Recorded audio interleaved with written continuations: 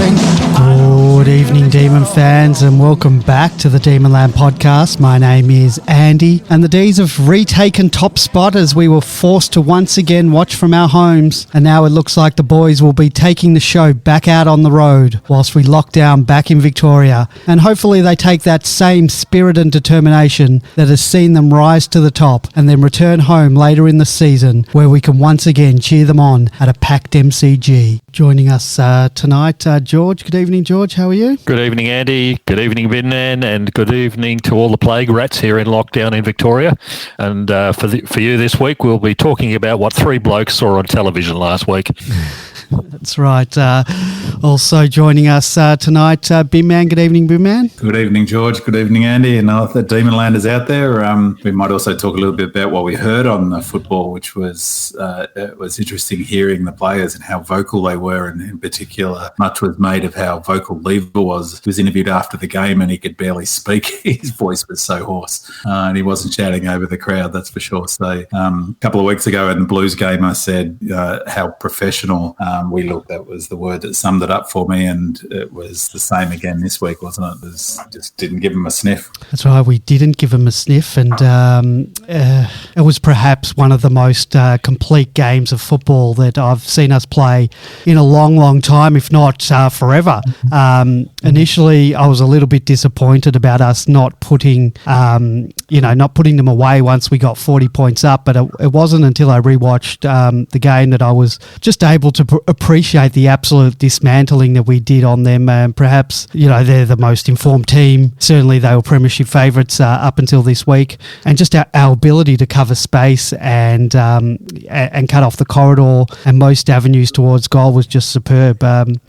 Big man, I'm going to have to give you some praise, and I'll admit that in the past I've been one of those people who just say, kick the bloody thing, or the guy that just doesn't get why our player without the ball doesn't just run and pressure the guy with the ball, not thinking about what's really going on tactically. And I think doing this podcast with you has really opened my eyes up to the bigger tactical picture that's going on. And I guess it also wasn't until this year that our team was able to, be able to truly play the way we're seeing us play now. And I must say, it's absolutely beautiful to watch. Big man, are you able to perhaps describe the way that we were able to effectively choke the Bulldogs into submission tactically? And I understand not being at the ground, you don't get to see the wider picture of what's happening across the ground. It makes it more difficult when you're watching on TV, but if you can try your best there.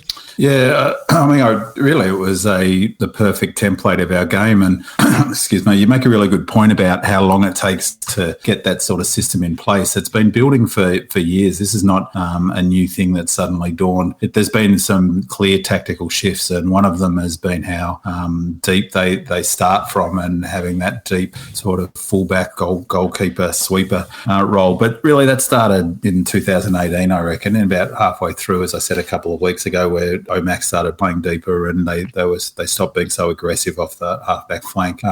But I think really that's how we played. We got, they talk a lot about getting the game on our terms, the coaches, that's what they want. And we just had that game on our terms. And it's not even so much choking them. It's their game plan, as we've talked about often, is their ability to move it through zones rather than going around it. The fact that they had to switch was a win. Like, they switched much more often than they have done all season. They used the switch a lot more last year, and to get out to the fat side and then run down the outside. And that's exactly what they did to us in that game. I think it was in Sydney, wasn't it, where they beat us. But this time they switched because they panicked and they couldn't work their way through our zone. And there was some great vision on First Crack, which I've grown to really like. On Sunday night, King showed it, that it was they guard space on the way when we're a forward half team, as I've said before. They trap it in that forward. They look to trap the ball in and make it difficult to transition and get it out. But it's more than guarding space. He showed really good vision from behind the goals of players referencing one of the opponents. So guarding the area, so making sure that it's difficult to kick through that space, but also having a visual on a player in their zone that they can that it's likely to go to. An example they gave save was that one where Fritter intercepted the kick across to, I think it was, forget who he tried to cross it to. It might have been McRae even who crossed it, and Fritter intercepted and ended up kicking that goal. So it's sort of a combination of guarding space, but also it was a good point by King referencing players. But really what it's about is that incredible hard running. So, they even talked about it they're starting to talk about it more and more to try and describe what Melbourne do. And when they do switch, the reason they were having to switch is because they lost their confidence doing what they would normally do to almost every other team, which is run straight at the opposition, which is what they did to the Saints. And the Saints just couldn't stop it. So they picked their way through those handballs. I think they had 40 less handballs than they normally do. And that's because, they just rush straight through and have the ability to get through. They didn't have that confidence at all that they could do it. Hence, they switched more. But then, if you could see it at the ground and that behind the shot, I've seen a couple of bits on the various shows from that, the whole team moves across. And they move across not just to sort of guard a particular spot on the ground. They move across to tic-tac where the opposition are. So, and they made obviously a huge focus. So I think Goodwin had a really good coaching game, and there was a clear focus. You could hear it, and they talked about it on the coverage about them yelling to each other, cover the corridor. So they really made hard work to go up the corridor. And the other thing they did, I think, and be interested on your view on this, George, but they basically almost dared them to go for it. And I reckon the dogs sort of failed that test. They just couldn't seem to they didn't do what the Crows did the previous week, which was to take that kick on and go for it. But the reason, as I said last week, the reason why the Crows were able to do that is because we weren't running as hard defensively. So I think, Andy, it's really about that defensive all-team defense, the ability to zone across but run super hard. And I know we'll talk about him, but there's certain players within the team that play crucial roles in making that whole system work, and one of them's Brayshaw, and it was so evident how critical his defensive role was this year, with his ability to cut back hard against players when they do switch, and he got a couple of intercepts where he knocked it over the boundary line. And at one point, it came up, he was the fastest runner on the ground, which I never would have thought I'd see him being the fastest runner on the ground, but I think it's those flat-out sprints to intercept. So, I think that's really the game plan in a nutshell for the D's. George, you want to add anything to that? Not really. I think in this game, Goodwin completely out-coached Beveridge, and simply because Beveridge came in with the same plan that he's always had, certainly since 2016 for them.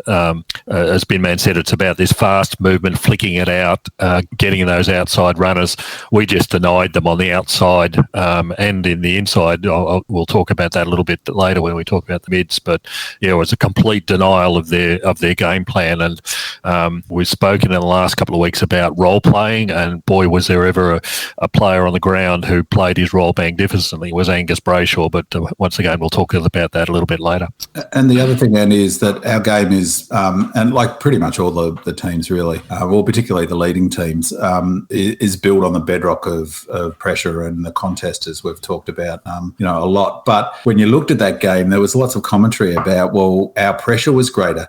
And I actually think it was more the structure that was the difference. And during the game, in post-game, when they were interviewing players, they had the rolling stats and different things. And I don't understand this stat. I know it makes up 7. It's got 7 elements to it, but that pressure meter that they have, and they have an average for pressure meter for a game, which I presume they measure it at different points during the game. I'm not quite sure how that works, but our pressure average pressure across that game was 167, and they were 180. So I don't know how accurate that is as a gauge of a team's pressure. But if you'd asked me, not knowing that, I would have just presumed that we had more pressure on them. So they were applying plenty of pressure on us. I just think it was more our game plan is what stifled them, and it really did look like that, didn't it? It just looked like we took away their sort of flair, their movement, and they just didn't seem to have a way to respond to it. So you're saying they didn't have a plan B? I'm very familiar with that. So it was interesting. Back in beginning of April 1st, no joke. So, but it was April 1st. I put on that thread in Demonland, the tactics game, that I was really looking forward to us playing them. Primarily because from a tactical perspective, the Dogs have got the most different model to the Demons territory, forward half high pressure model that we've got and the Tigers have got than probably any team. They like it fast, the speed of ball movement, getting it going, a really aggressive transition from the back half, and really precise transition that involves lots of super quick, high risk handballs, throws and kicks. Whereas we'll, of course, try to do that and we'll try to connect, but when there's an option to do so. But otherwise, we're looking for territory to get it forward and then trapping it in, which we did better apparently than any other team's done against them all season. So they're super when they're on. The Dogs are like they were against the Saints the previous week. It's super exciting to watch with lots of complex scoring change, high risks, lots of close handballs, those little throw handballs and bullet passes to the leading forwards. And they've recruited to support that model with all their brilliant kicks they've got in the team.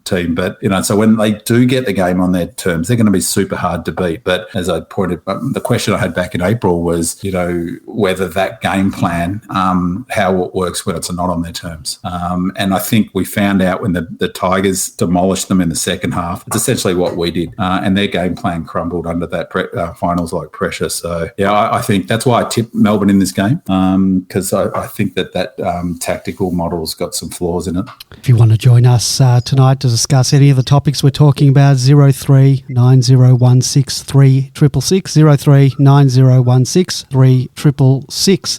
Before we talk about midfield setup, I want to praise a player who I'm pretty sure we all wrote off last week. I certainly labelled him as a placeholder for Viney, and that's James Harm. He was magnificent on Friday night, back to his 2018 best, and that's the exact type of game and the way that I want James to be used. 23 possessions, 11 contested, 7 tackles, 5 of his own clearances, 5 score involvements, 24 pressure acts, and that brilliant goal within 30 seconds that set the tone for the entire match.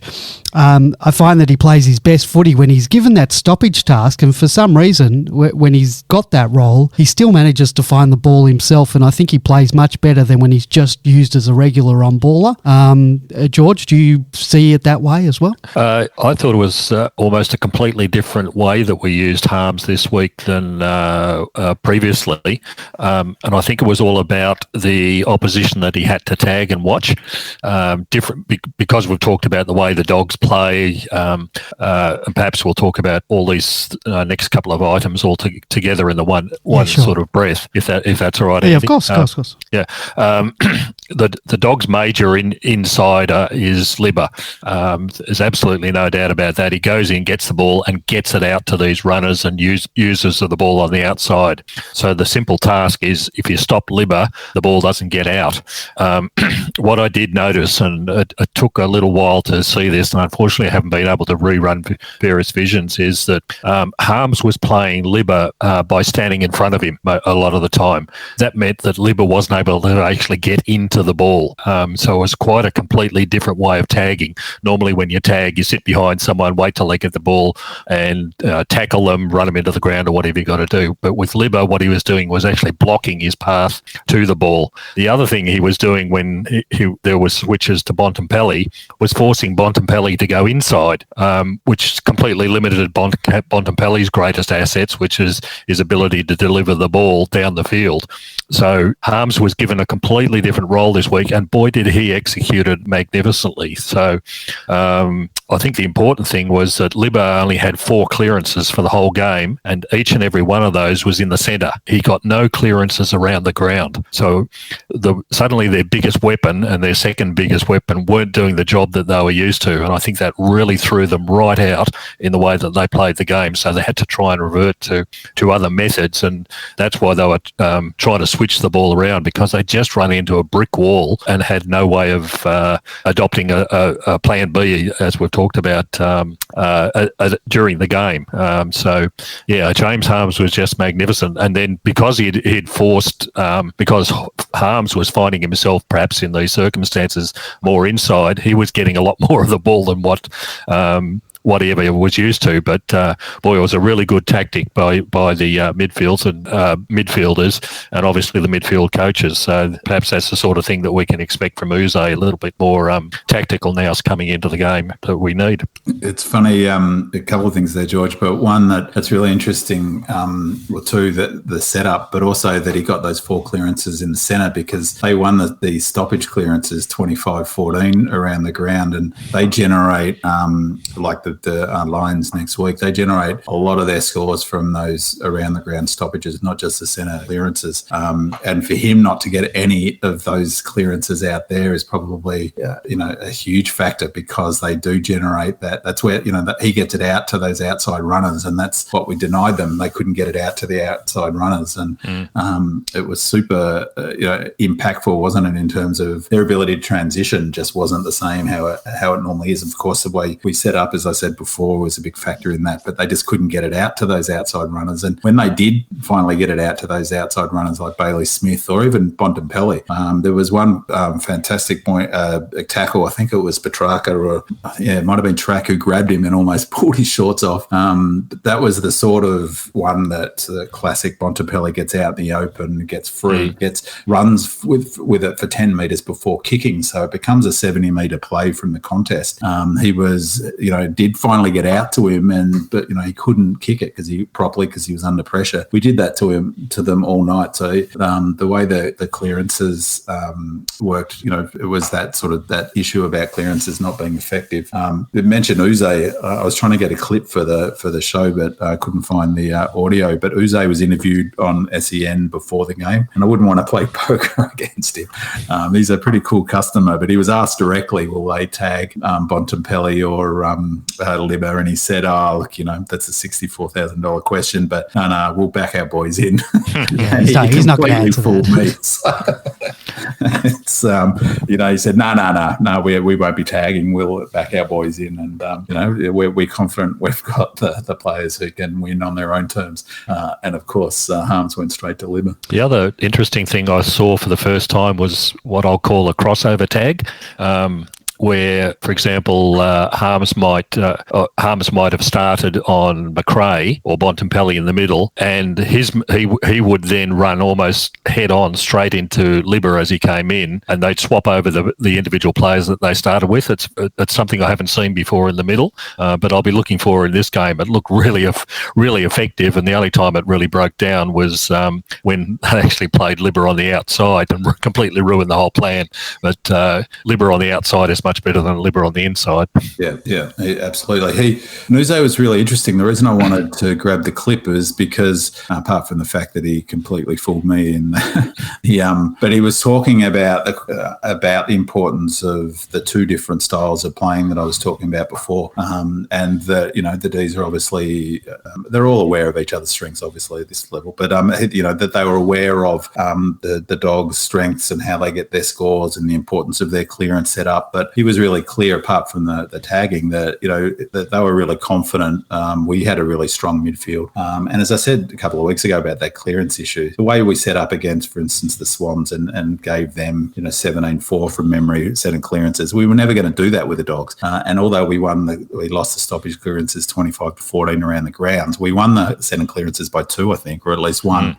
And that's all we need to do to be damaging. We break even, and if we break even against most teams' centre clearances, we're going to do a lot more damage, because their centre clearances were scrappy. They weren't getting anything from any bounce from their centre clearances, whereas we got some. The very first goal of the game was our centre clearance deep, straight away. Harms gets onto it and kicks the goal. So it's really, if we can break even in there, and I think that just shows, as you said, he had a good game, Goody, as you said, George. Tactically, I think Uze did too in those matchups, and they got them right. And we have got a good midfield. Certainly do. And the premier midfielder, Clayton Oliver, it was just another day out for Clary, who has taken a handy lead in the AFL Coaches Award. He's now 11 votes clear of Bontempelli and McCluggage, and more on the Coaches Award a bit later on. Clary was phenomenal once again. 33 possessions, 12 contested, 8 score involvements, 5 clearances, 5 tackles, 85% disposal efficiency from 93% game game time. Just incredible numbers, and he's just an absolute star, George. Yeah, this was on top of what he did last week and nearly got us over the line. It's I think here comes George's crystal ball. I think Bontempelli might be lucky at the end of the year because Clayton Oliver and Christian Petrarca are going to split the Brownlow votes between them. So, but boy, it's nice to have those two quality players playing inside. But Clayton Oliver has really taken the game to another level, and particularly the way he's changed his game. You know, when he first arrived, everybody knew he was going to be a star, but his use of kicking the ball and the depth of kicking into the forward line that he utilises now is really making a big difference. Everybody used to know that his first option was to handball. Well, now he's learnt about playing the role and taking full advantage of his position and ability to get the ball. And he's a great ball getter as well. You know, so just another fabulous game, and I suspect it's not going to be the last. Yes, I hope not, because a few weeks ago I backed him for the Brownlow, and he's come into second or third favourite on the back of his last 3 games. So I hope he keeps on performing like that. And I think he's been a beneficiary of a couple of things. One, that discussion we've been having about clearances. We've talked about how much more of a threat he now is. You know, he's not getting his possessions in close to the contest. They're not those little flippy handballs. He's getting in front of the stoppages, in front of the contest. So he's now doing what Bontempelli does, and it's so evident when Bontempelli's on, gets those kicks 10 metres, 15 metres out of the contest and runs 5 metres, as I said before, a 70-metre play. He's getting some of his centre clearances. He's getting on goal side of the ruck contest and he's launching it deep inside 50. He's so much more damaging. The other interesting thing that was on that clip, actually, I've found myself really liking a lot of Jordan Lewis's commentary or special comments on Fox and on SEN. And he was talking after Uze had finished about the difference for our midfield. And he made a really interesting point about McCartney coaching, and saying that McCartney was very focused at the Demons on inside mids and being, glass eaters and just being in there and getting the ball at the cold face, and was drilling into the players like Viney and in particular Oliver, who was talking about. That's where you get your ball, fight, get in there and get in hard. And that was, and I think from memory, McCartney and Oliver had a really close relationship. And Lewis was saying that it's taken a while for him to unlearn that and to learn to get outside and to be on the outside, and that's allowed him to be a more damaging player. But you've got to learn different ways to where to stand. We've talked a little bit about how far away from the contest he now stands. He's sort of become a different player, and I just thought it was really fascinating insight, that sense that he's had to unlearn some of the things that McCartney had drilled into him. I still don't think he gets enough credit in the wider AFL community for just how good he is. And I'm not talking about commentators, maybe opposition supporters, stuff that I read online. I just don't think he gets the same same credit that a lot of other players in the AFL get. But it's changing, I think. I reckon it's changing. He's doing post-match interviews now on the ground. He's maturing too. How old is he? Is he 24? 23, I think still. 23, 24. Jeez, blimey. So he's not even come into his prime yet. So, he's going to be every bit of player Dangerfield is. And he's, as we talked about last week, kicked 3 goals last week. And once he starts regularly kicking goals, he's be a true elite, if he's not already. Let's talk about Max. Almost back to his best, 27 hit-outs, 8 to advantage, 21 disposals, 5 of his own clearances, kicked a goal. One criticism, and it's just clutching at straws at the moment, he's sometimes forgotten how to mark. He's last week we saw it, he dropped a couple here, but certainly getting back to that early season form that we saw. Sorry, George, you. I was just going to say, he was playing his usual ruck style this week. I noted last week against Adelaide, he was swatting the ball. He was back to palming the ball, and I think that was why we got so many clean clearances out of the middle in particular. But it was a much better, more rounded game, and I'd like him to be able to hold his marks a little bit better against English when he was in marking. English is a really good, solid overhead mark, so he's difficult. But I think it's nice that he's still got Jackson there there to back him up in a lot of situations. So hopefully we'll see Max get a little bit better every week. He's obviously suffered like I suspected after playing against Nankervis and who else did he had three really heavy Goldstein and someone else I can't remember now. Hickey was in. Yeah, Hickey. It's just three really physical ruckmen in succession, and he'll be able to come back. Hopefully he's not as battered as bruised as he was, and I think we're already starting to see the light. But he still it's just, I don't know whether the club talks about it to the AFL, but I tell you, I'm just getting sick of how much treatment he gets. Even in this game, he got clipped a few times, and what was really noticeable in this game was how much blocking they do of him off the ball in marking contests.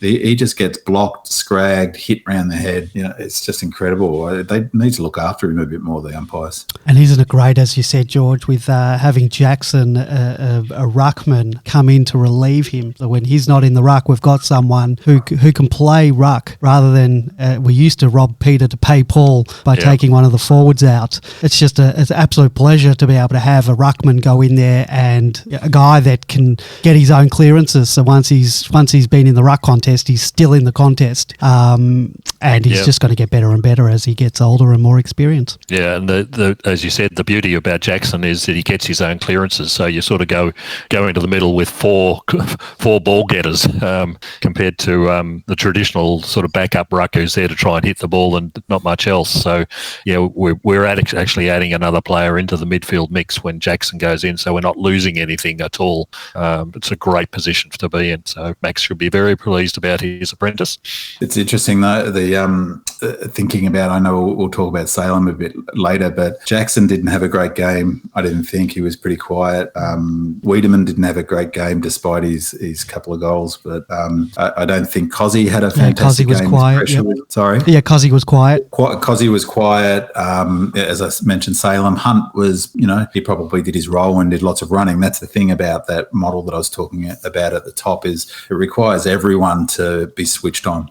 So everyone's playing their role in that setup. Everyone's doing the running. So someone like Hunt. But nonetheless, he seemed relatively quiet. I don't think Langdon had his best game. He did. No. He certainly ran. He covered a lot of territory. But a lot of players didn't seem to have their best game. Yet we were always in control of that match. And it was just, I think it's something about our model and the way we're playing. It's probably not great for neutrals, because it makes for a match that's sort of often, we suck the life out of it. It's a bit like a soccer game where they get a 2-0 lead up and park bus. And then, we start playing tempo footy. It's like, that seems to be, I don't think it's a coincidence how we win so many games in that 20 to 30 point range, because, there's probably no point in just keeping the foot down. We only had 6 tackles inside 50. As I mentioned before, that they had a greater pressure rating, 13, the centre clearances 13 to 11 their way. So we lost clearances overall. So 13 to 11 clearance our way, but we lost overall 25-14 around the stoppages. We had more clangers than them. It was 50% in our forward half than theirs. So, just on the stats, they had more inside 50s. So on the stats, if you just looked at it, you'd think, well, these teams were very close. But as Beveridge said in the presser, 28 points flattered them, and they were never really in that game. And, they pushed a little bit, but it didn't seem like they were ever going to get close. A couple of the players that you mentioned that had quieter games, had quite high amounts of pressure acts as well. And I'm not 100% sure of what they classify as a pressure act, but Cozzy was up there, Jackson was up there, even a guy like Melksham was up there. So, they're just doing James Jordan had a bit of a quieter game, although I liked a lot of the stuff that he does.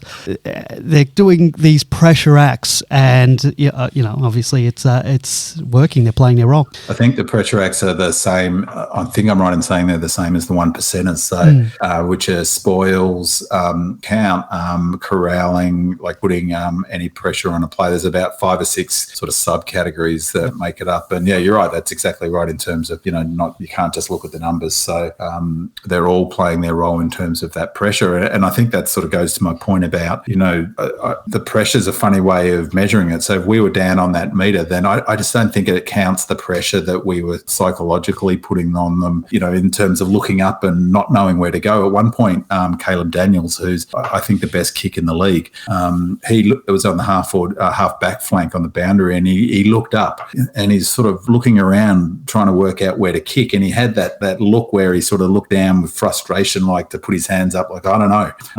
And that's a form of pressure that wouldn't count in the pressure gauge, but having no one to kick to, looking up time and time again and thinking, all right, what do I do here? That's a form of pressure that we put on teams, and I think we just squeeze them. Yep, absolutely. Let's talk about Brayshaw. We've alluded to him. I thought he played his best game for us on the wing this week, and perhaps he's starting to work out his role. He's had 6 intercepts and was integral to us covering the Bulldogs down the line anytime they attempted to switch. I can't remember which one of either Lyon, Jonathan Brown or Rewalt was when talking about Gus and saying that he's finally resolved to not being that inside mid and becoming that selfless player and relishing the role on the wing. And I was watching one of the highlights videos that the club put out, and it just showed all those sort of like 1%ers, the punching, the scragging.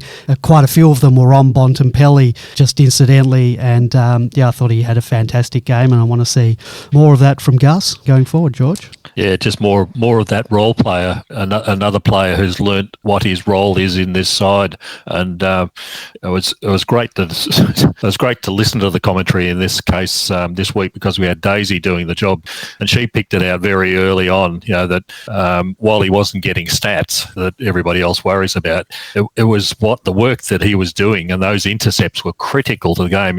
If he didn't intercept those opportunities, and it was 6, I think, that he stopped, the Bulldogs would have been down that wing and out the back and just doing their usual thing. It was really, really critical that he was able to make that last yard, that last lunging dive just to stop the ball. Even the intercept marks that he took were fantastic. So when we talk about pressure and we talk about the 1%ers and the statisticians get all excited about things, you don't see the 1%ers for some of the things that Brayshaw and Langdon on the other wing are doing. When Caleb Daniel looks up the line and he can't see anything, it's because these players are playing their role exactly the way they've been now trained to. That's exactly my point, George, about the sort of that pressure probably doesn't come up on the pressure meter scale, but his ability to be defensively strong like that and do the running, and often unrewarded running, just sort of builds the pressure on the Dogs. You could see them getting frustrated and then starting to do some silly things that they wouldn't ordinarily do. If they were less concerned about trying to get back into the game, and then they're under less pressure then, and they can execute better. And the same thing happened against bang on about it, but Richmond, they started looking a bit rattled and not quite sure of what options they should take, and making some errors that quote unquote uncharacteristic errors. But I think that sort of pressure is hard to, I guess, put a measure on, or hard to see. But Brayshaw, he's been terrific all season, and I agree, Andy, that was his best game I've seen him play. Arguably the best game I've seen him play at the club. I know he's played some good games as an inside mid, but in terms of impact on a game, you're spot on, George, that like if even half of those balls don't get intercepted or he doesn't disrupt that play, they're so quick, Bulldogs, to move it off that wing down into their forward line. That's their whole game plan. From that point, they move it in with one kick, often 40 metres to a leading Norton or something. And that, suddenly it's we get a stoppage, which we're strong at, although, we set up in a way to feed off them. So yeah, he was terrific. And I couldn't believe, speaking of Daisy, Brian Taylor asking Daisy, is he playing a different role this year? He's like, is this guy for real? It's round 11. We're on top of the ladder. We've lost one game and he's been playing as a defensive winger all season, and he's asking seriously a question: is he playing? It's got a different role. And Daisy Pearce, to give credit, took pause and just answered the question. But surely she must have been thinking what every viewer who barracks for Melbourne must have been thinking is, what the hell are you talking about? I'm not sure why he's commentating. I really don't. His chops, he's it's like you can't even, like, if you're going to do the comedy routine, you've got to be Rex Hunt, because because, he's not even funny. But that's just embarrassing lack of knowledge. Yeah, absolutely. We'll talk about Ed Langdon now. Not so much about his game, but about next week. Didn't have his best game. I think sometimes he runs a hell of a lot, and when you see them put up the stats, I think it was even in the third quarter he'd run 15k. He's come off with a concussion late in the game. How much are we going to miss his run next week? And I guess we may as well discuss this now, is how do we replace him? Do we shuffle some pieces around on the board, bring in Baker, play Sparrow, and I don't know, who do we play on the wing, George? I don't know, because you can't replace someone like that. Whoever you put in there, be it a Sparrow or a Jones or pick another name, they're not going to be able to have the same sort of impact on the game as Langdon. I don't think he actually played a bad game this week, because the Bulldogs knew full well that you do not go down Langton's wing, and constantly they were avoiding that situation. Yeah. So the effect was that Langdon didn't get the possessions, and I think he only had coverage was 160 metres or something instead of about 500 that he usually manages. Yeah. They were avoiding Langdon like the plague. That's possibly why Brayshaw was getting so much of the ball, because they were going to his wing. Yeah, absolutely. Yeah, so that's a really good point, George, and it's interesting, and I think that's another reason why, when you compare the two game plans, is you look at strengths versus strengths. Their strengths is their ability to move the ball quickly and score from stoppages, and put a high score on quickly. You can negate that, you can take that away and defend, and if you can do that, then you're a big chance of beating the Bulldogs. The challenge for other teams coming up against us, and the Bulldogs as an example, is our strength is our defensive system. And if we're all on, we're in control of that. They can do things like play down the opposite wing to Langdon, but that's in essence quite a defensive way of going about your footy. It means they're changing the way they would play to play us. Whereas, we're making tweaks to the way we play, like tagging Liberatore or setting up differently at stoppages, which we obviously did and we might talk about it a bit later, but we set up very defensively in our stoppages, allowing them to win it, which is why we got 22 intercepts or something crazy. And they played into our hands. So our model is a very hard one for an opposition team to negate our strengths. Whereas if you're an offensive team like the Bulldogs, is you can take away their offense, and what are they left with? And I thought spot on, George. They clearly went down the opposite wing, but he's not really an offensive player. It's not like he's a Bontempelli or a McRae, or he's not going to cut you up with goals. So I thought it was another tactical win from Goodwin. He'd be more than happy for them to go to the opposite wing and kick it down Brayshaw's wing. Why not? Yep. Let's talk about defence. Once again, our defence, just magnificent. Between Lever, May, Rivers and Petty, we amassed 33 intercepts. I don't really have to laud the efforts of May and Lever again. We know how great they've been. They keep on bolstering their own cases for the All-Australian week in, week out. Petty, he keeps growing in confidence, and he's slotted very nicely into Adam Tomlinson's place, as we've mentioned. That mark that he took, that was an expression of his growing confidence, for him to back himself to take a hanger. George, you said in your report that it's easy to forget that both Petty and Rivers, who we'll talk about in a minute, have barely played 20 games, and yet they've both already cemented long-term places in this side. Yeah, they both look like they've played 150 games, don't they? Yep. Which is fantastic. Rivers, particularly in that first quarter, because everybody's trying to stamp their authority on the game. The number of critical intercepts that he took was just amazing. Last year, towards the end, he won a few games effectively off his own boot by the same method. Just those last minute lunges, and he throws everything in. I just love him as a player. But Petty as well, he's now slotted beautifully into that position that Tomlinson's unfortunately had to vacate. And it must be good for Lever and May, knowing that you've got that backup, that third bloke who's going to come in, and when you've lost everything else, you've got someone who you can depend on in there. He's cemented his position. I said when he comes in, he's going to be here for the rest of the season, and there's absolutely no doubt that he will be. I don't think there's a great deal of opportunity going to open up for anybody else. Hibberd played his usual role in the back. Again, I think he's changed his style, and again, it's a bit more of the role playing. He used to kick the ball basically up in the air a lot of the time in previous years. Now it's much more directed and much more targeted, looking for the people up the line more so. So I don't know how many times we're going to say it this year, but this whole defensive structure that we've got is just obviously the best in the league at the moment. Boy, it's a nice position to be in again. On Petty, I've said he's going to be a star, and I think he'll be all-Australian defender in 3-4 years. He's a quality player, and it's actually interesting the way they've changed their makeup a little bit back there to play to his strengths, because whilst he's come in for Tomlinson, he's not purely playing the role Tomlinson was. Tomlinson was almost always the deep fullback.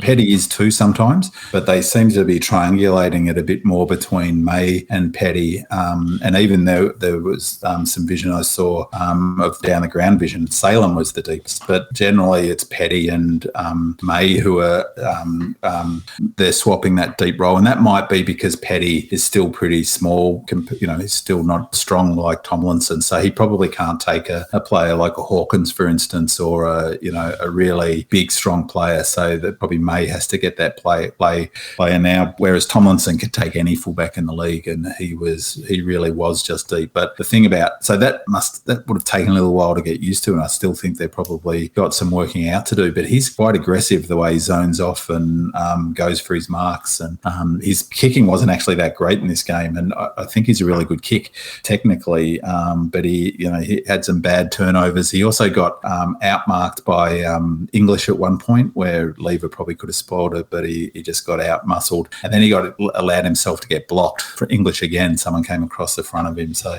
he'll get on the top of those sorts of things. But he goes for his marks aggressively. He took that screamer, but he also had another one which he should have been paid, I thought, and he really is aggressive the way he'll run off his player and move up the ground. And they showed on the first crack show some down the ground footage of Lever and how much running he does across and to create the space, and how much talking there is, and that structure sort of moves like a sort of, I don't know how you describe it, but everyone knowing where they are, and with him playing deep. And I think I heard King said on the back of that vision, he's had the more intercept marks than anyone since they've recorded this stat at round 11, Lever, and quite incredible. So he's just been, you can't underestimate the importance of Lever to our side, and I think arguably he's close to our most important player in some senses. Lever, he probably doesn't get that sort of kudos, but he's just so important to the way we counter-attack as well as defend. Andy, has there been any commentary from any of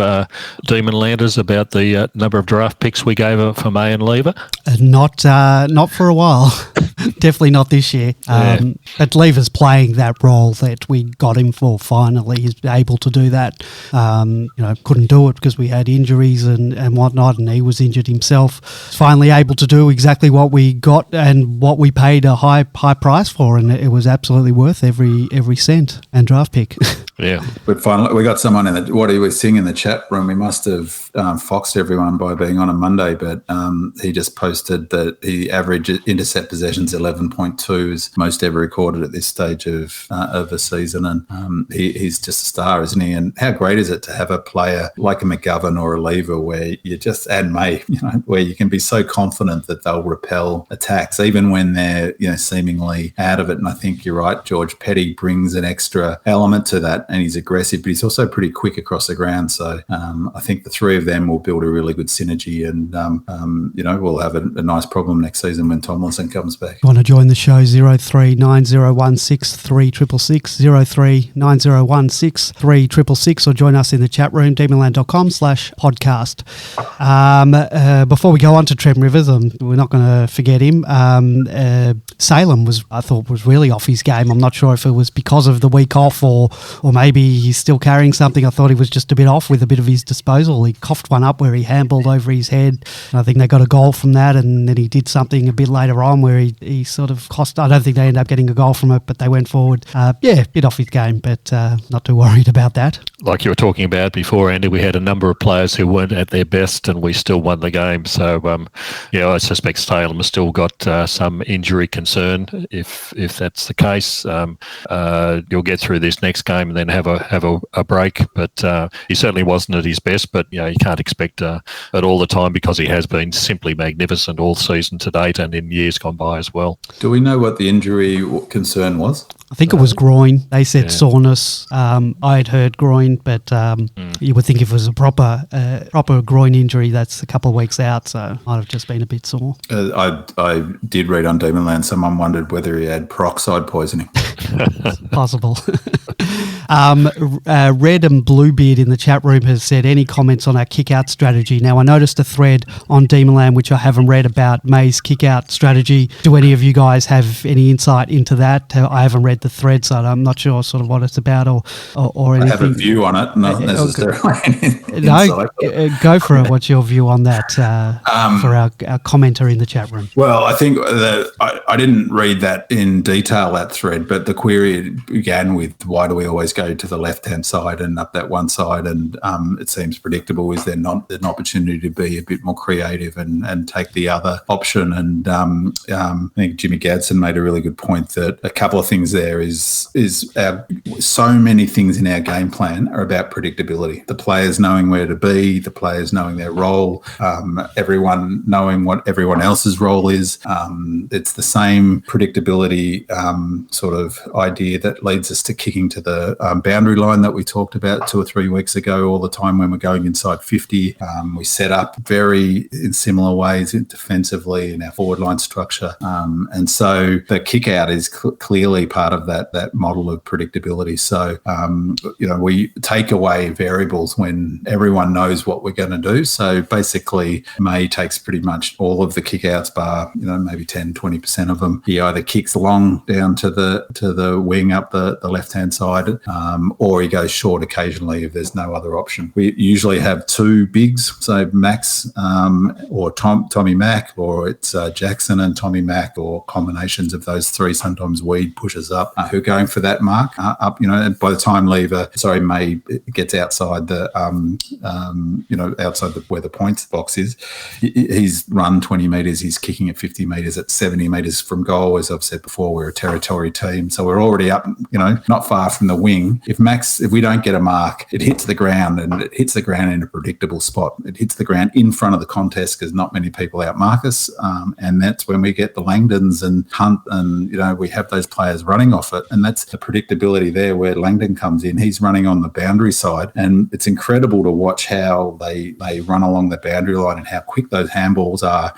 They look risky, but they're not that risky, are they, George? Because if they get forward, we're forward, but if they go out, well, we just at the boundary line, we just get another stoppage, and we've got Gawn who can dominate. So I think that it's worked super well.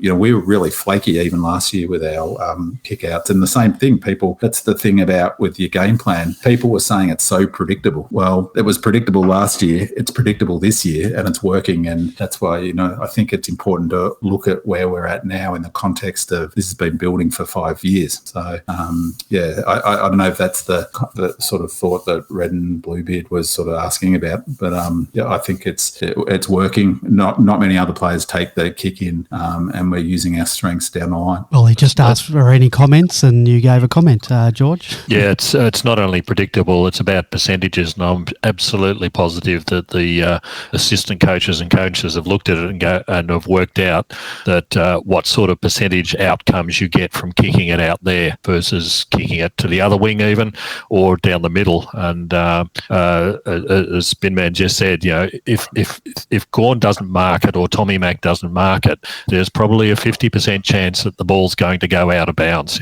So once again, you then start and start your process over again. But as Binman said, it's 70 metres up the ground. You've taken all the pressure away on your defensive 50, and you've got an opportunity to move the ball forward. It's just about percentages and reliability and predictability about these things. So I watched a little bit of the Carlton-Sydney game, and Carlton in the last quarter tried to kick the ball up the middle a couple of times, and they did have an outnumber, and the ball came straight back over their heads for goals to Sydney. And if there was ever a way to blow a game, it was those couple of kicks up the middle that Carlton tried and failed. When you've got a small margin in a game, you can't afford for 12 points to go against you. That's exactly right. And 2 things there, George, I think are really good points. One, the percentages. and that sort of, I think, an understated part of the way we're playing is because it's risky going to changing your strategy for what reason to go up the other end because you might have a greatest chance of running it up the wing is risky if that's not what everyone's trained to do. So that introduces a variable that is a problem, and it means that you set up one side of the ground. You haven't got your bigs on that side of the ground too. And I think a lot of the things that we employ are based on percentages. So we look at high percentages. So like going along the boundary line. Malthouse used to do it when he coached Collingwood. He was criticised a lot for it, but we move it quickly along the boundary line. So we looked to have a real attacking option. The other player who does it really brilliantly did on Friday night is Cozzy. His ability to run flat out along the boundary line and keep it in. It means that we can move it forward safely, and if we do happen to have a contest, it just goes over the boundary line. So that's a good percentage play. Whereas exactly as you say, George, if you go up the corridor or across to the centre, and we don't do that very often unless it's really, really open, well, suddenly the percentage and the risk reward changes completely. If you lose it, turn it over in the centre, it comes straight back. You're gonna give up a goal almost every time. So I think that's a really good point. The other one is just the players we've got. You play to your strengths. We've got Tom McDonald in, we've got Wiedemann in, we've got Jackson, we've got Corn. So you play to them, and I think that we saw what happened with the Dogs. They started looking for other options. They didn't go what they normally do straight through the contest. That's what they should have done to us, and no doubt that's what they'll do next time. They'll try that more. The other thing on the flip to that Melbourne do is we allow that kick to the pocket from the defence, because exactly your point, George, is that if they do a dinky little kick to the pocket, we do them occasionally too, but if the opposition do that, well, their starting point is almost worse than the kick out because they're stuck there, and the next kick can only get to the halfback flank. So I think that it's been working for us, and he's a nice kick, long kick, but he can still turn it over sometimes. Trem Rivers, finally we get to him. I really love the way the kid goes about the game. A few weeks ago, I marked him as a 200 plus gamer for the club, and that number just keeps going up. You wouldn't believe he was in his second year. 19 possessions, 10 contested, 7 intercepts. He has won a Rising Star nomination this week, and I couldn't be happier for him because he had only played 9 games and he's still 19 last year and still 19. He's eligible. Well done, Trent Rivers. Summed it beautifully, Andy. It's easy to forget how young he is and how few games he's played. And if it's already up to 200, we might have to go a little bit further if he keeps playing like he is at the moment. I think you said it, George. He plays like he is a 200 gamer because he just, when he gets the ball, he a few times he sort of got it, went one way and then went the other way and didn't panic, doesn't hesitate, and he's really love the guy. But B-Man, do you want to add anything to it? I just totally agree. But the other thing he does well is he's aggressive. So when he does take players on, he's getting forward. And I think that's been a big difference for us this year is how many players now are getting the ball forward. And Salem, we talked about, is much more, he's getting the ball forward. But when Rivers gets it, he looks to go forward at every opportunity. He doesn't do many dinky kicks. And he's such a competitor. He hates being beaten one-on-one. They all do down there in the defence unit. He's really exciting to watch. And when he gets going, he's got, when he kicks the ball, he does run. He can run 15 metres and then launch a kick. He's getting, 60-metre kicks down the ground. Good depth. He's going to go. He's starting to get some recognition now. It was great having Daisy Pearce in the commentary box because she made that point that he's, you get Cozzy and Jackson, obviously, but they're both in the same draft. And internally at the club, Rivers is rated really highly according to Daisy, and she'd know, obviously. So I think he's a fan favourite. And I go back, as I said a couple of weeks ago, to that loss against, I think it was Freo, where he was just so dark in the change rooms and devastated. I thought, here's a kid who you can build a future around this kid. Let's go to our forward line. Scoring was not an issue, and Fritsch was back to kicking goals. He took 10 marks, kicked 3 goals too. Likewise, McDonald 7 marks and 3 goals. goals. But let's talk about Wiedemann. I think the 2 goals flattered his performance, and whilst the goals came at a time that effectively iced the game, definitely put the match beyond their reach. I wasn't overly impressed with him this week. It was much the same from Sam. He wasn't holding his marks, and halfway through the third quarter, he had 1 touch, I think 1 handball. I think the 2 goals might keep him in the team because, it took the back half a while to gel. Maybe he just needs a bit of time in the team for him to gel with the other forwards, but I'm still not convinced.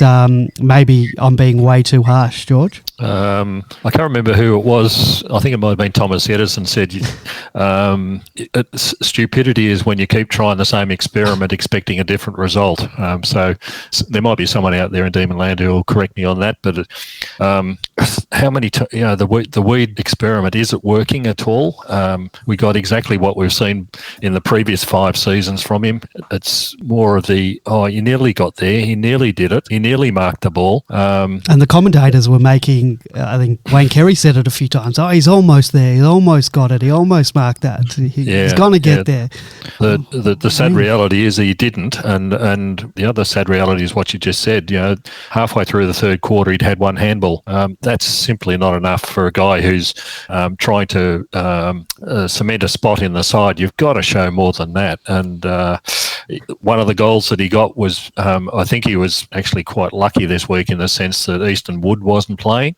So the Dogs didn't have their Stephen May or their lever in the back line who generals the structures. We had 3 players, Fritsch, Wiedemann and Tommy Mack, all took marks and goals in the forward 30 metres or so that were completely undefended. That was from a turn. I think it was the first one he kicked was a bit of a turnover, and he sort of quickly got down there and no one had covered him yet. No one on him. Easton Wood would have been on him in the normal situations, and so their back line had fallen apart a little bit, and he should have been able to take full advantage of that, and a few of the others, and did. Fritsch certainly took full advantage of it.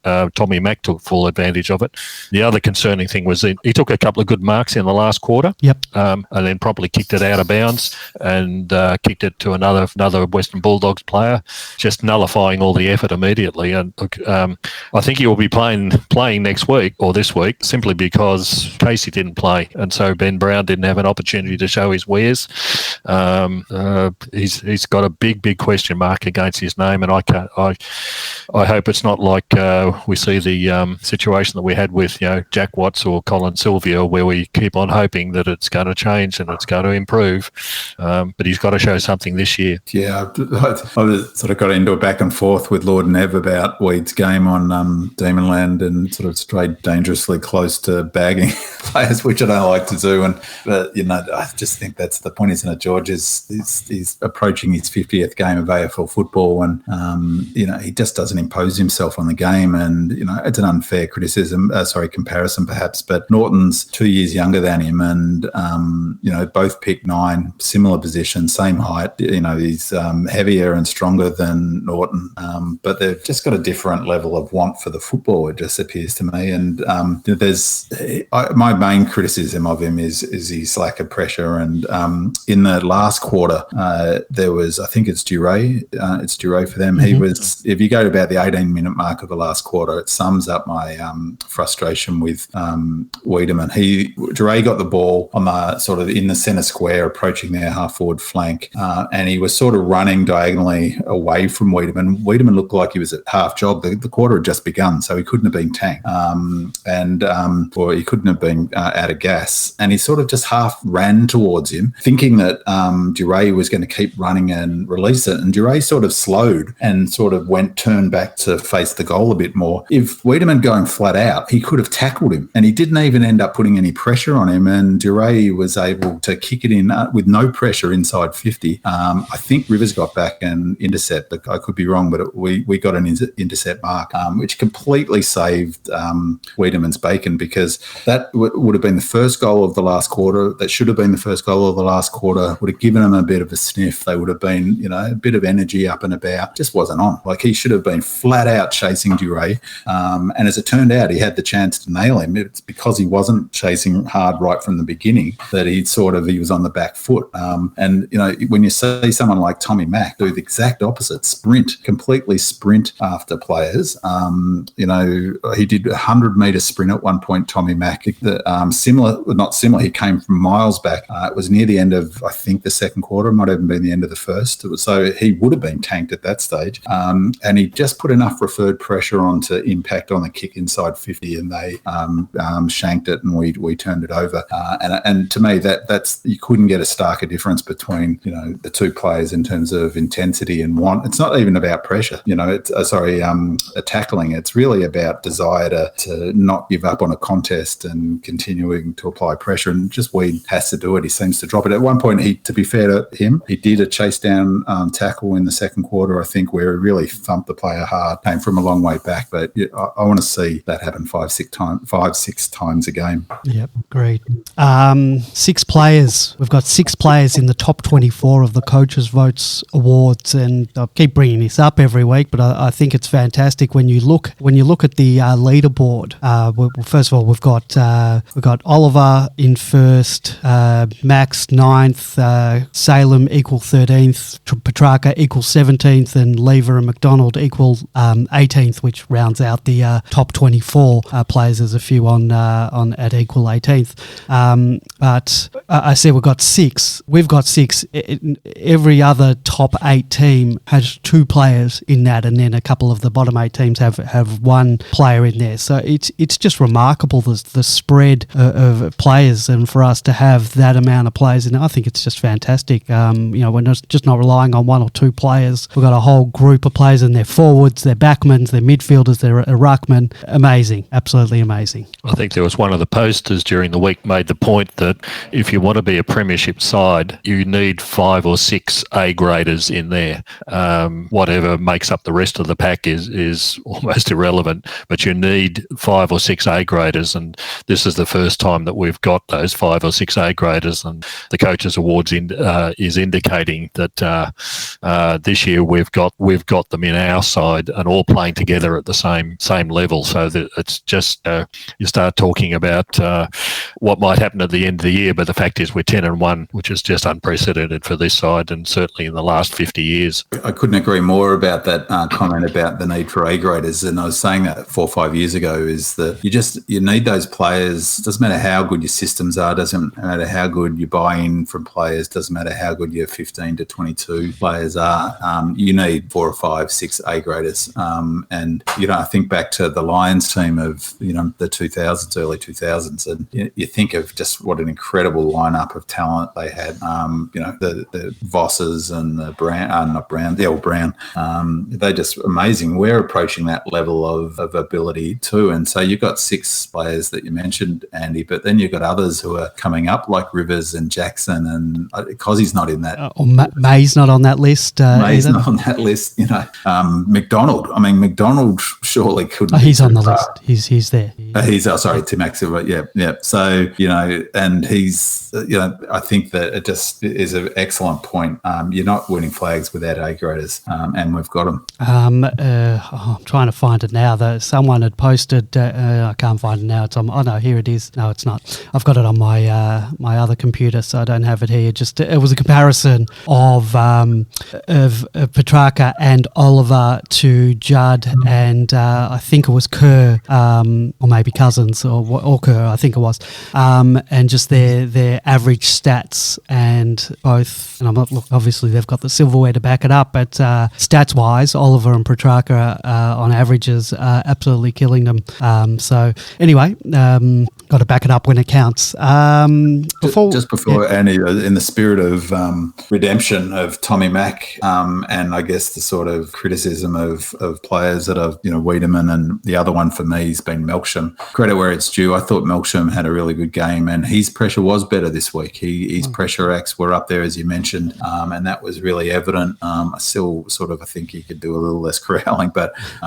he played with an intensity that, you don't have to be an Oliver, do you? You just need to play with a sort of requisite level of intensity, and I thought that was his best game for the season. And, when he plays with that's the benchmark, that's fine. And then it means that he's sort of dinky little kicks that don't come off, don't rankle so much. And the ones that do come off, like that left foot pass he kicked into I forget, maybe it was Petrarca, or, he is a magnificent kicker of the football when he's on. And so as long as he can bring a minimum level of intensity, he's, obviously he's in our best 22. So, that was his best game of the season, I thought. Best game for a while, even including last year. The interesting thing about Melksham is he was the lowest game time played in this game at only 63%. I'm wondering whether the coaches have actually cottoned on that you can't leave him on the ground for all that long. Right, yeah, 63, that's low, isn't it? Yeah, very low. Wow. So you think maybe bring him on as like you've got as a burst player, essentially. Yeah, just an impact player. Pinch hitter. Yeah, which would sort of gel with or jag with what he spent a bit of time in the middle. It'd be great to be able to see that. You used to be able to see that in different stats, and as I've noted any number of times, it's frustrating sort of trying to piece things together from different stats, from different shows and different media. But there was commonly a stat a few years ago about time in the middle, which I haven't seen around, but he played a few minutes in the as a centre in the centre, I think, and at stoppages. So that you might be onto something there, George, in terms of how they're playing him. Before we talk about changes for Brisbane and previewing the Brisbane game, I think it's important to note that we still don't know where we're going to be playing. Looks quite obvious now that we won't be playing in the Northern Territory, unless they're still trying to work out some deal to fly in, fly out. But it's looking less and less likely. It's looking more likely that we'll be playing in Sydney. Bimban, I know that you've proposed that we go and play in the belly of the beast at the Gabba. Is that a financial thing, or is that just a thumping the chest thing and saying we'll play you anywhere, anytime with a top team? I'm a bit disappointed that seemingly they've made their call. Red and Bluebeard says in the chat room that the Ages said the game will almost certainly be played at Giants Stadium, which is in Sydney because of issues, obviously, with the Northern Territory. I'm a bit disappointed because I was hoping to rally the cause around playing at the Gabba. And my pitch is that it looks like, unfortunately, we're going to be away for 2-3 weeks, potentially in a hub. We could go set up at Tweed Heads again. We're in control of what we're happening sort of in terms of our setup. We know that place well after last year, and also training there in pre-seasons. I don't think we went up there this pre-season. I'm not sure. I don't recall that we did. Gabba, we play well at. It's a short ground. If they offered their tickets first to Melbourne fans and then general admission, it would be open for all the expat Vics who barrack for other teams, who would all be wanting to come along and watch a cracking game. So at best, it'd be 50% Lions fans.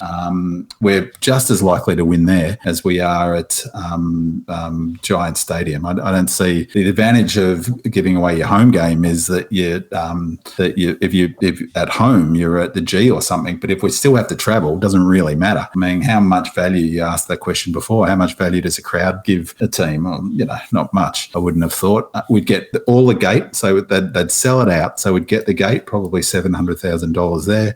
Friday night, the sponsors would love it. The big light show at the Gabba. We could stay on there. Stay for Collingwood comes up. They play us a Queen's birthday, make it a Monday night, which is even better revenue. We cut our losses there. We swap the GWS game later in the season that we've got at home to the Northern Territory to get our $700,000 there and make sure we get a game in the Alice. And everyone's a winner. We win the game, and then we've got got something to say. We lose it, well, okay, we could lose it next week anyway. They're a really super team. So I reckon it's a win-win. It doesn't seem like it's going to happen, but, I think that I'd love for them to do it. And, it would be a great spectacle to watch. I'd much rather watch a game pumping up there on a Friday night than Giant Stadium with 5,000 people. I reckon they'll be lucky to get 5,000 at Giant Stadium. Were Richmond playing Adelaide there at Giant Stadium this week? Because it looked like there were two people there. Yes. Yeah, we play all right there, but it's a pretty average ground, and it's the Melbourne fans who live in Sydney, they live in Randwick. They should play it at the SCG. They're not out the west of Sydney. So I don't know why we wouldn't, and particularly if we're going to have to hub, why wouldn't we hub in Queensland at Tweeds Head where we've spent? Well, we might not be allowed. It's a matter of being allowed into Queensland at the moment, where we're dirty Victorians to most of the country. We're from Melbourne Football Club, Andy. Of course, they'll let us in. Queensland's the whole problem with this, and it's just their approach. So look, we've got options. I don't like the idea that we'd finish up playing in the western suburbs of Sydney, but it's better than Sydney and St Kilda, who are playing in Cairns, where they'll get absolutely no one to turn up.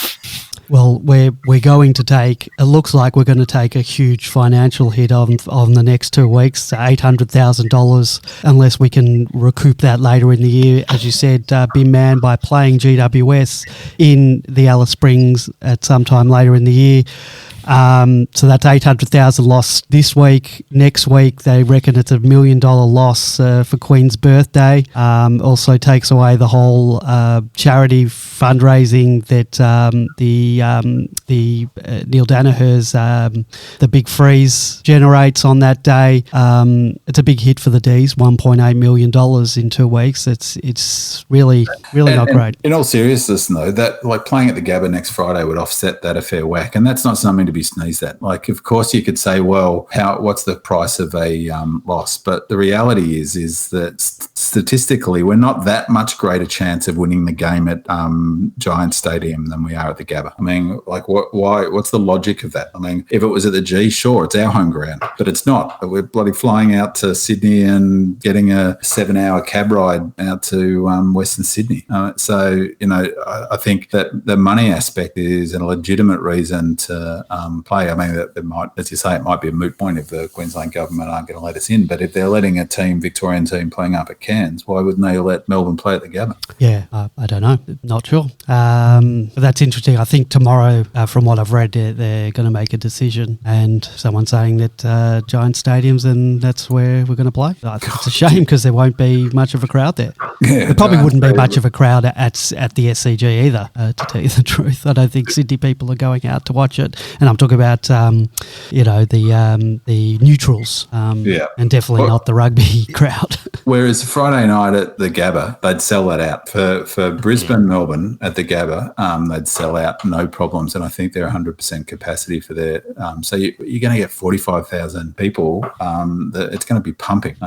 So even in the other aspect of that is D's having some practice of playing under the pressure. That was a factor in Adelaide, wasn't it? How loud that crowd was. They're going to have to do that. Come finals time. So that's a good experience for them too. And I reckon the players would back themselves in, wouldn't they, to beat the Gabba on their own dung heap. Bring it on, D's. Come on. Come on, Andy. Use all your influence. Speak to Max. Yeah. You sponsor him. Yeah. Get into his ear. I don't think it's his decision. That's an interesting one. All right, let's talk changes. Who's coming in? Who's coming out? George? I've got no idea again this week, Andy, and the simple. Well, Langdon's coming out. Well, Langdon is, yes. Yeah. The question is, who comes in? Do we bring in Bin Man's favourite player? And Swallow. Whispering Jack asks us to remind you, Bin Man, that one swallow does not a sparrow make. Before you say anything, who do we bring in?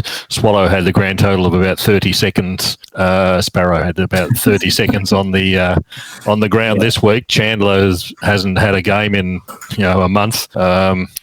Brown, since Casey's game was abandoned as well this week. We've got no form guide from Casey, at least, to say someone's pushing up from below. So in a way, we've almost shot ourselves in the foot. It wasn't our fault, but we shot ourselves. So we're depending on whoever we bring in. We've certainly got to bring in one, and I suspect that might be the limit of it, simply because we don't have the form guide and any others. Yeah, and I think that they've shown this season that, the maximum of you don't change winning sides pretty well held true at selection for the Ds. So, one change, two changes has been max, unless there's been very few unforced changes.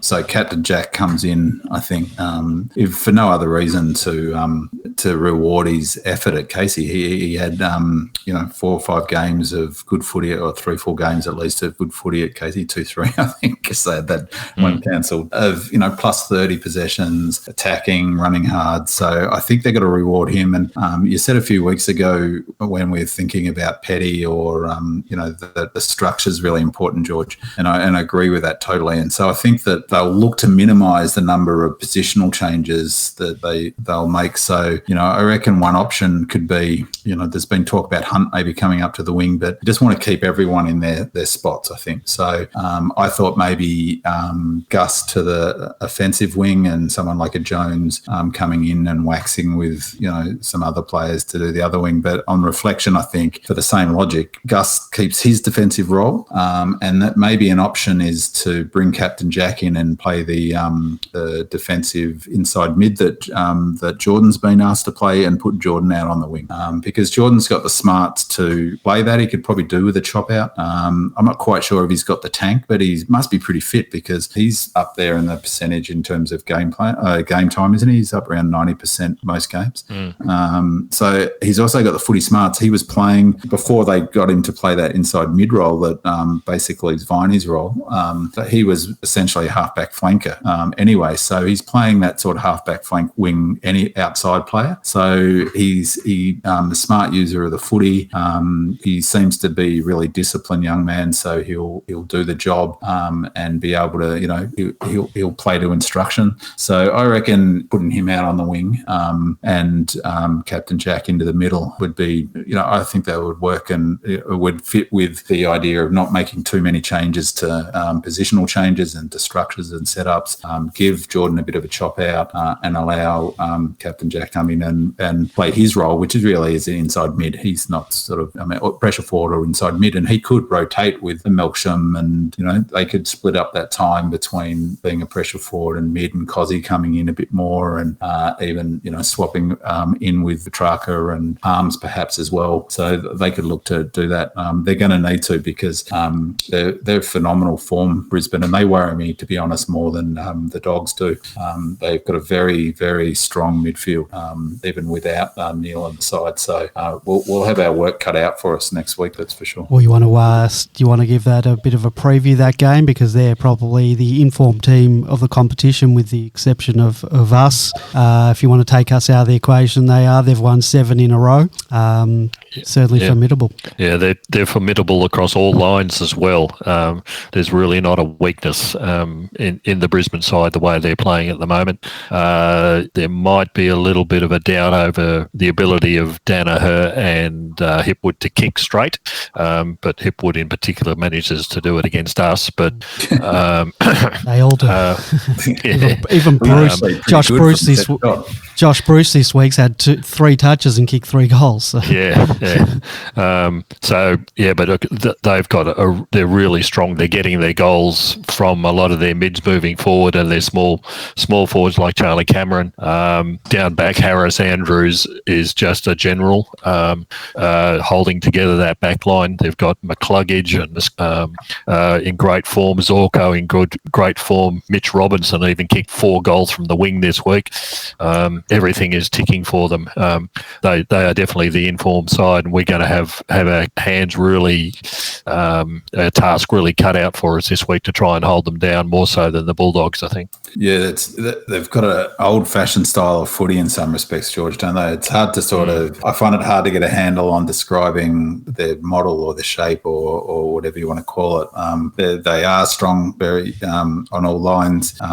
They move the ball. They're not as aggressive as say, well, they're not as aggressive as a Port or St Kilda or a Bulldogs.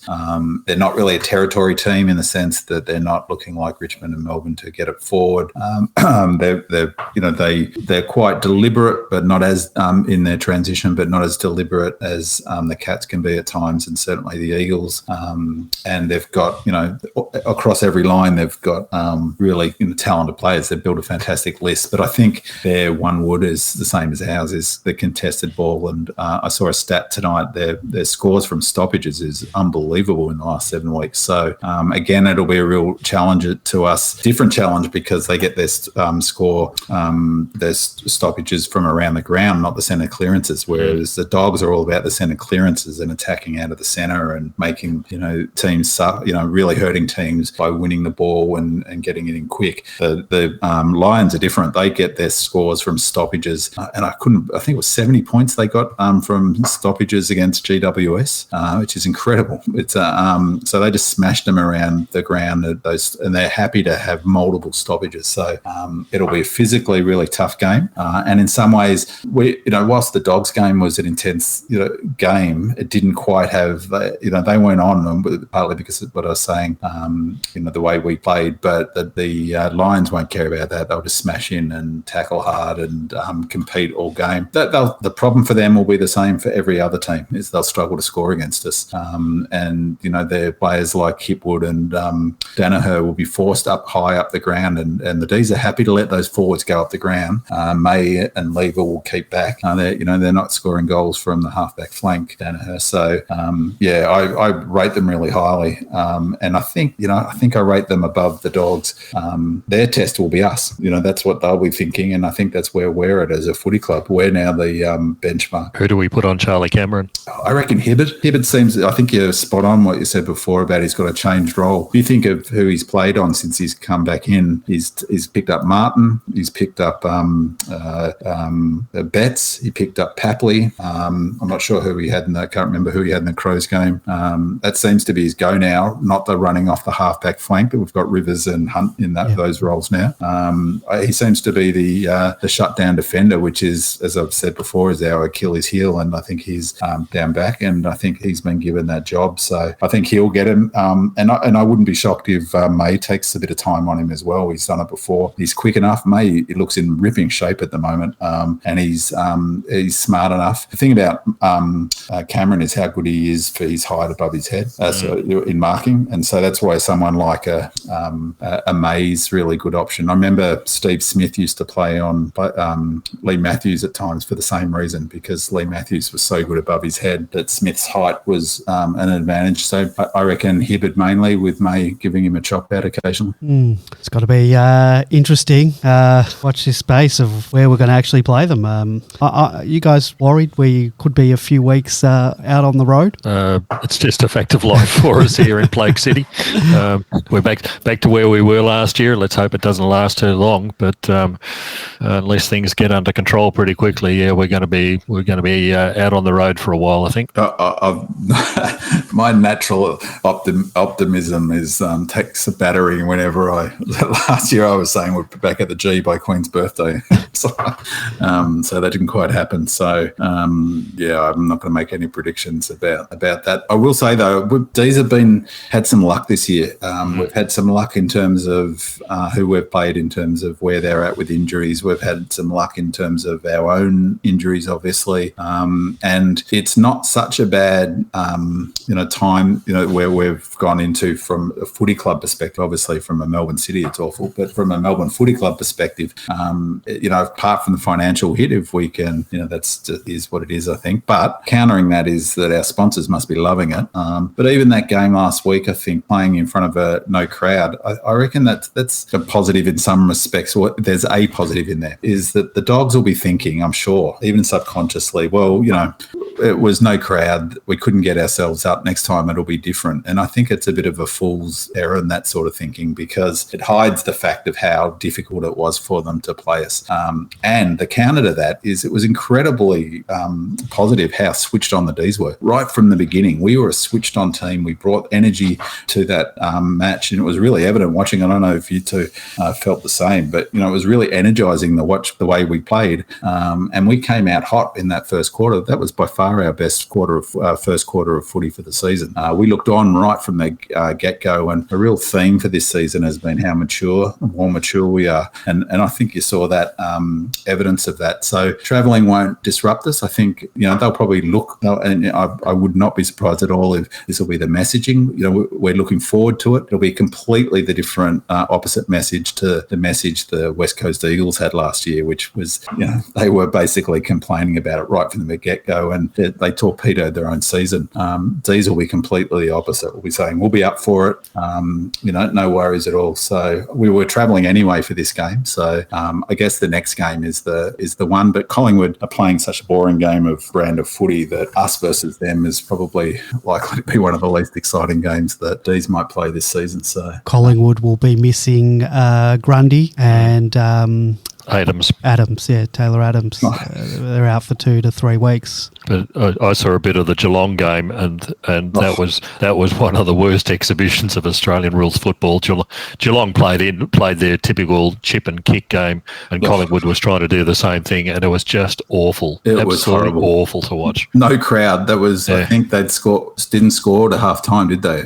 No, they scored a goal at half time. Yeah, perfect conditions. Yeah, it was just a horrid game of football. I watched bits and pieces of it, and it was just a ball. It was ridiculous how close they got in the end as well. Geelong should, if that comes down to percentage, hopefully it will for the Cats, because I can't stand them. So it'll be on the back of that game. They'll look back and think, well, there was an opportunity missed. George, you wanted to talk about our sponsorship. Just briefly, and Binman's mentioned a couple of times about how our sponsors should be pleased with the coverage they're getting from a successful side, but also the criticality of finances when we potentially could lose the Alice Springs game and the Queen's Birthday game, which between them probably put $1.5 million into the club coffers. And the reason I had a quick look at it was because when they were singing the team song this week, there's a great big Red Bull players zone sign hanging from the wall, and I thought, Red Bull, they haven't been sponsors of ours that I know of, and so it caused me to go and have a look at the number of sponsors that we got on the website itself. And I remember Pert a couple of weeks ago saying that we'd sold all our sponsorships and we had to open up some further avenues. So if you go and have a look at the website under the sponsors component, we've got our 2 principal sponsors that we know about, Zurich and Jaguar. We've got 8 major partners, two of which I've decided are new for this year. We've got 16 official partners, 9 of which are new. So there's Red Bull and CoinJar and Torrens University and Australian Bond Exchange and VPA and New Era and Pratt's and Melbourne Airport Parking and 78 Degrees. Never heard of any of those before this year, but the money is certainly rolling in from the sponsorships if they're all contributing towards the end of the year. So it's been great. When people talk about success breeding success, it looks like it's working for us this year. And that's a credit to Pert. I think he's got to get the credit there. And I'm sure the team under him, but that's fantastic, particularly in these times. Uncertain times, it's fantastic, and as long as the money can roll in, fantastic. And another bit of luck in some senses is on the back of last year is the rolling fixture. So we had it last year through, it was COVID related. This year they've kept it, and I guess there's also a little bit of a benefit from in terms of scheduling the nights. So it's meant that we're getting the Friday nights, which if they'd set them all in stone before the season, it'd be the Richmonds, wouldn't it? And maybe the Dogs, because they're an exciting team to watch. So Richmond are having an average season. If it had been any other year, they would have had Friday nights locked in. I mean, they did. They played about 5 Friday nights in a row anyway. But it means with that floating fixture and their ability to put the better games on, this game that we're playing coming up now is a Friday night, whereas it probably wouldn't have been in other years. So, we've really benefited from being in top form, being a really strong team. So we're going to be playing, when we're playing up those top teams, it's a big clash that we're getting the Friday nights and Saturday nights. So we've got the round 17, I think it is, Port Adelaide in Adelaide, which I'm keen to go across for. That'll probably be Friday night. Oh, you'd reckon that'll be you can look forward now with confidence and go, well, it hasn't been announced yet because they haven't done it, but that surely will be a Friday night game, because when you look at that round, it's by far the best game, and they always put the best game. If they can, they'll always put the best game on a Friday night. So I'm going to book my tickets with confidence for that one, Andy. And it's possible. I'm just looking at the thing. We play the Bulldogs again later in the year. If we're both 1 and 2 or 1 and 4, Yep. whatever, that's a possibility to go again. We play the Eagles at Optus Stadium. That could also be a Friday night game, depending on, I guess, where they are. And we've also got Geelong. I think, again, at some point they could... The last round of the season. Last round of the season, they could whack that on a Friday night. Yeah, or Saturday night. So, yeah, massive for the sponsors. I mean, that's really where your gold is on the. That's where their biggest ratings are. It's a tough 2 last games of the year that they've given us. Optus Stadium against West Coast, and then Geelong in Geelong. Couldn't ask for 2 harder games going into a final series. What we need is a COVID outbreak in Geelong then, isn't it? Just in Geelong. And isolated with the ring of steel, but backwards. Yeah. All right, boys. I think we'll end it there tonight. Thank you, B-Man. Thank you, George. And we'll be back next week, hopefully out of lockdown. But I'm not too sure about that. Go Demons. Go Red Legs. Come on.